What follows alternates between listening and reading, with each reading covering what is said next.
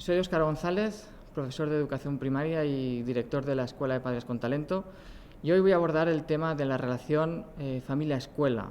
En primer lugar, darte las gracias a ti que estás escuchando al otro lado por dedicar tu tiempo a escuchar esta ponencia en la que hablaré sobre cómo conseguir el apoyo de las familias, de los padres en la educación de los hijos. La ponencia la he estructurado en tres partes bien diferenciadas. Una primera parte en la que hablaré de la difícil relación que hay actualmente entre la familia y la escuela. Una segunda parte en la que hablaré sobre cómo promover esa participación que actualmente es escasa. Y finalmente aportaré algunas ideas sobre cómo podemos mejorar la comunicación, cómo podemos mejorar la relación familia-escuela y establecer una alianza efectiva entre la escuela y la familia en el siglo XXI. En esta primera parte, hablando de la difícil relación entre la familia y la escuela, pues haré una pequeña introducción, unas consideraciones previas de cómo está la situación de la relación familia-escuela en la actualidad. Luego te hablaré de la tipología de familias en cuanto a la relación que mantienen estas con la escuela, qué características tiene la relación familia-escuela y finalmente hablaré de la necesidad de educar en equipo y de compartir la educación, qué es lo que podemos compartir y qué es lo que debemos compartir.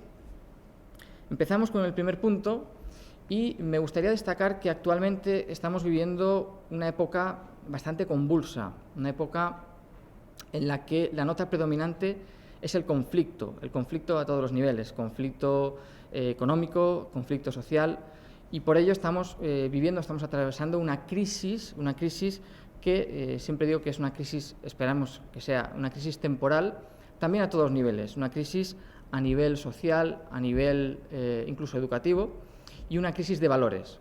Lo que ocurre es que esto también está afectando en alguna medida a lo que es la educación, y también estamos atravesando una crisis educativa, pero en este caso no es una crisis educativa temporal, sino que da la sensación de que es una crisis permanente, porque si nos remontamos a hace algunos años y vemos libros, manuales, noticias, nos daremos cuenta que hay muchos problemas que no estamos sabiendo dar solución, en los que estamos todavía enfrascados, estamos atascados.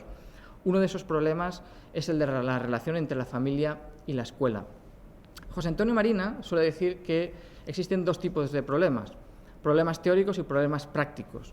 Los problemas teóricos se resuelven cuando sé la solución, por tanto son bastante sencillos, pero los problemas prácticos no se resuelven cuando sé la solución, sino cuando la pongo en práctica. Y aquí viene la dificultad. Lo que ocurre en el problema de la relación familia-escuela es que se trata de un problema práctico, porque todos a nivel teórico sabemos cómo se debe resolver, qué es lo que tenemos que hacer, pero el gran problema se nos da cuando lo ponemos en práctica. Y nos damos cuenta que es donde intervienen intereses enfrentados, recelos, desconfianzas, y es aquí donde tenemos que empezar a dar solución. Que haya un problema de relación entre la familia y la escuela nos indica que hay una clara desorientación en lo que es en la educación en general. Creo que se ha perdido el norte en cuanto a formas, en cuanto a contenidos, en cuanto a la dirección que queremos tomar o que debemos seguir en educación, y es algo que debemos de cambiar. ¿Por qué? Porque si observamos la relación que está manteniendo la escuela, la familia actualmente, vemos que esa relación está basada en el recelo, en la desconfianza, pero una desconfianza que es mutua, por una parte y por otra. Si escuchamos la voz del profesorado y la voz de las familias, no es de extrañar que lo que solemos oír son quejas por un lado y quejas por el otro. Los padres se quejan de los profesores y los profesores se quejan también de las familias que están recibiendo. Creo que no podemos perder el tiempo y no debemos perder el tiempo en mantener un conflicto continuado donde estamos malgastando fuerzas, malgastando energías por un lado y por otro, y es momento de actuar, es momento de abordar, de cambiar la situación, de cambiar, revertir lo que es la relación entre la familia y la escuela. Es momento de establecer puntos de encuentro, puntos de contacto y empezar a formar lo que se trata, que es un equipo educativo entre la familia y la escuela. A pesar de ello, yo estoy convencido de que la mayoría de los padres lo que quieren es colaborar en la escuela de sus hijos, y también estoy convencido de que la mayoría de los profesores lo que quieren es mantener unas relaciones cordiales, unas relaciones amistosas con los padres de sus alumnos. Por tanto, si los padres y los profesores queremos esto, ¿por qué no lo conseguimos? Bueno, pues porque los padres están esperando a que cambie el profesorado y el profesorado está esperando a que cambien las familias, a que cambien los padres. Y yo lanzo mi pregunta, ¿por qué no cambiamos todos? Creo que sería lo mejor. Continuamente, en las conferencias, sesiones, escuelas de padres y madres que imparto, incluso compañeros, me preguntan qué es lo que pueden hacer ellos para revertir esta situación. Es decir, ¿qué puedo hacer yo para mantener unas mejores relaciones con los padres de mis alumnos? ¿Qué puedo hacer yo para colaborar en la escuela de mis hijos? ¿Qué puedo hacer yo? Bueno, voy a intentar dar respuesta a todas y cada una de estas preguntas a lo largo de la ponencia. Por tanto, me gustaría explicar con qué tipo de familias nos encontramos actualmente en la escuela. Cuando hablo de familias y la tipología, se han hecho muchísimas clasificaciones. Una de ellas es la de Coleman, que realizó en la Columbia de Canadá. Y esta tipología en la que la clasificación que hizo Coleman está muy bien, se puede encontrar en el libro de Álvaro Marchesi, que es de nosotros los malos alumnos. Me gusta, pero lo que he querido ha sido simplificar esta clasificación. He querido hacer una clasificación propia en cuanto a la relación que las familias mantienen con la escuela. Por tanto, yo lo he simplificado y lo he dejado en 4 tipos de familias que nos estamos encontrando actualmente en la escuela. La primera serían las familias preocupadas por la educación de sus hijos. La segunda serían familias despreocupadas de la educación de sus hijos. La tercera serían familias preocupadas en exceso por la educación de los hijos. Y finalmente tenemos las familias ausentes, las que están totalmente desconectadas de la educación. ¿Qué podríamos decir del primer grupo, de las familias preocupadas, las familias que realmente están implicadas? Creo que la palabra clave que las definiría sería el compromiso. Son familias que participan, familias que asisten a las reuniones, familias que colaboran con el profesor, o bien porque se les ha citado, también por iniciativa propia. Son familias que asisten a las actividades que se realizan en el centro, tanto las tutorías, entrevistas con el profesor, como cualquier otro tipo de actividad que se realiza en el centro. Y además, y esto es muy importante, son familias que valoran la figura del profesor y además le hacen ver a sus hijos que hay que valorar esa figura.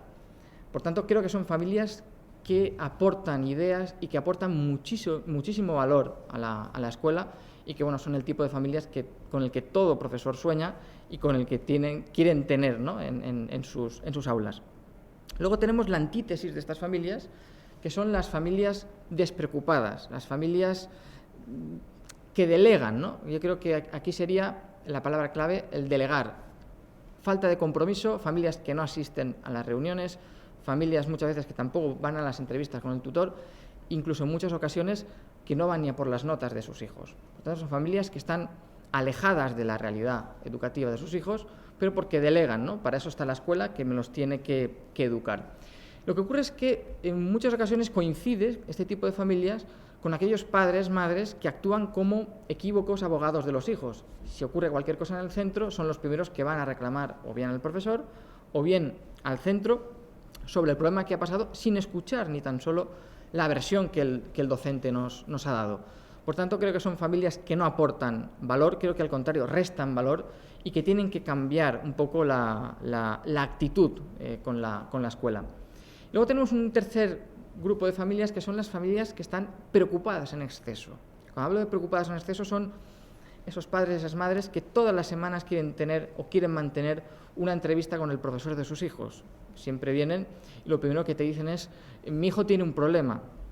Lo que yo siempre o casi siempre respondo, su hijo, porque dentro de una evolución normal, dentro de una etapa totalmente normal, el niño funciona muy bien. Por tanto, yo a veces les contesto que el problema no lo tiene el niño, que el problema lo tienen ellos. Por tanto, tienen que cambiar la perspectiva y tienen que cambiar también muchísimo la actitud. Es una actitud de preocupación exagerada por la educación y además muy preocupados por lo que es el ámbito académico, es decir, las notas, los resultados de sus hijos. Hay otros aspectos, otras cuestiones que se están trabajando en el aula y que a ellos no les importa, no les preocupa.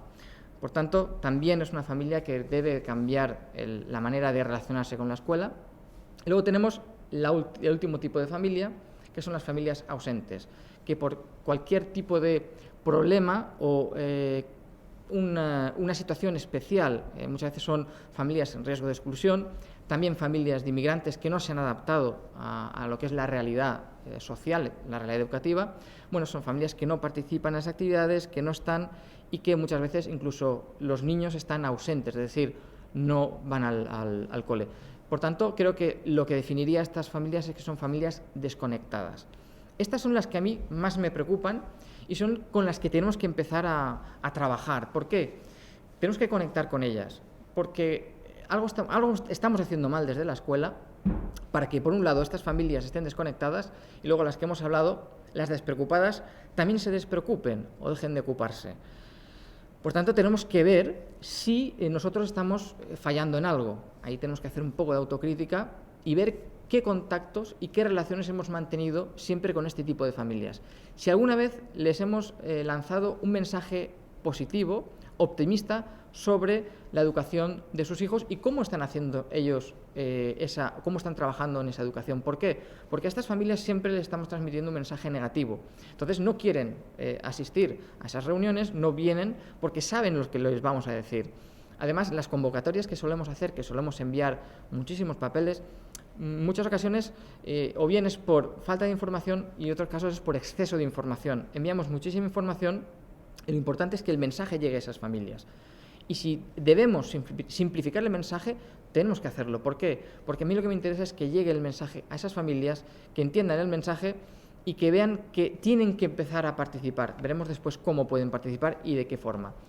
Y tenemos que ver también si a lo largo de la escolaridad del niño alguna vez le hemos ofrecido a esas familias algo interesante desde la escuela, algo que realmente les conecte con la escuela, aparte de la educación del hijo, por supuesto, que les conecte y que les haga interesante el poder venir, el poder implicarse y poder participar.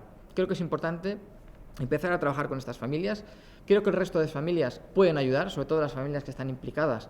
Casi siempre son las que suelen arrastrar a estas familias, pues invitándolas a que participen de actividades que se están organizando. Y bueno, creo que necesitamos de la ayuda de todos, del claustro de profesores, pero también de las AMPAs, ¿no?, para que esto sea mucho más efectivo.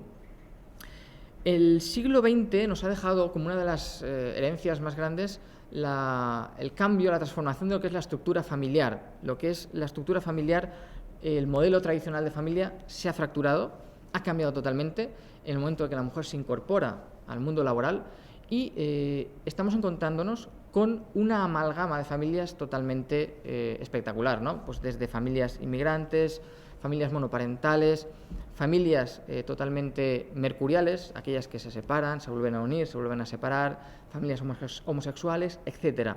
Por tanto, todo esto tiene alguna repercusión en el plano educativo y tenemos que trabajar y tenemos que abordarlo. ¿Por qué? Porque lejos de cambiar esta situación, lo que puede suceder o lo que va a suceder es que van a aparecer nuevas modalidades y seguro que todavía va a cambiar esto muchísimo más. Por tanto, con las cartas que tenemos encima de la mesa son las que tenemos que jugar. Ahí el profesorado tenemos una gran responsabilidad y tenemos que aceptar y tenemos que aprender y sobre todo conectar con todo tipo de familias que vienen a los centros. ¿Por qué? Porque la relación familia-escuela, el carácter que tiene esta relación es actualmente totalmente negativo, de recelo y de desconfianza. Cuando en cualquier grupo humano lo que buscamos, si vamos a compartir una tarea, es realizarla de la mejor forma, o de la forma más efectiva posible, hemos de compartir, hemos de trabajar en conjunto, sumar fuerzas y establecer una alianza. En cualquier grupo humano. La pregunta es, ¿por qué no está ocurriendo eso en la escuela? ¿Por qué en la escuela lo que está ocurriendo es que la familia está yendo por un lado y la escuela está yendo por otro? Hablo siempre a nivel general, luego hay casos concretos, casos particulares, donde está funcionando de manera espectacular y muy bien en muchísimos centros. Pero a nivel general, la desconfianza y el recelo es lo que destaca esta relación. ¿Por qué está ocurriendo esto? Yo digo que por dos motivos muy claros y muy evidentes. El primero es porque hay un desencuentro entre la familia y la escuela y es un desencuentro por desconocimiento. Es decir, la familia desconoce en muchas ocasiones lo que está ocurriendo en la escuela, pero también la escuela en muchas ocasiones, desconoce la realidad de esas familias. Por tanto, las familias se quejan del profesor, critican la labor del profesor en cuanto al nivel de exigencia, a la disciplina, a si pone muchos o pocos deberes, etcétera, etcétera. Los profesores, vas por cualquier sala de profesores, también escucharás que se quejan de las familias, se quejan de los padres. ¿Por qué? Pues porque no hay una implicación en la educación de los hijos, porque no hay un seguimiento en las tareas, porque no traen la agenda firmada por la familia, tal. Por tanto, vemos que hay un desencuentro, y esto también ayuda en que en ciertos medios de comunicación pues se trasladan mensajes, se realizan debates, tertulias, donde todavía queda esta relación más fracturada, mucho más fracturada, y donde, por desgracia, muchas veces la escuela pierde mucho crédito. Siempre digo que el prestigio del profesorado mejorará el día en que tengan mayor presencia en los medios de comunicación, porque cualquier tertulia radiofónica, en cualquier programa de televisión en los que se está hablando de educación, casi nunca hay un profesor o profesora. Hay expertos, muchísimos expertos mucha gente del ámbito de la política, pero siempre dejamos a los profesores a un lado, que son los que tienen que hablar de educación. Si vemos cualquier programa sobre debates sobre el cambio de ley educativa, pocos profesores ha habido, ¿no? Esto hay que cambiarlo.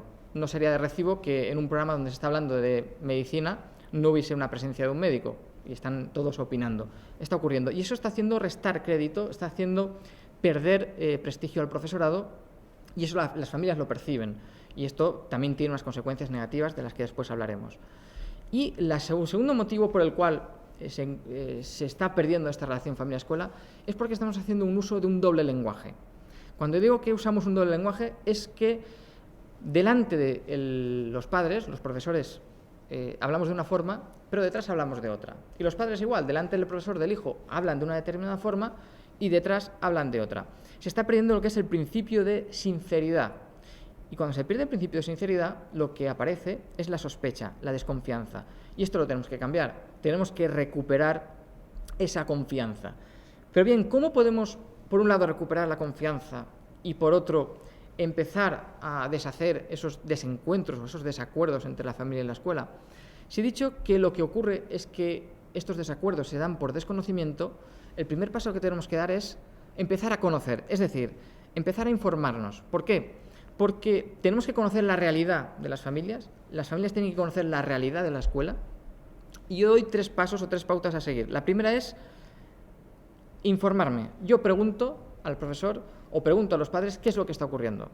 La segunda, una vez tengo esa información, yo analizo, dedico un tiempo a analizar y procesar esa información que yo he recibido, y por último, actúo.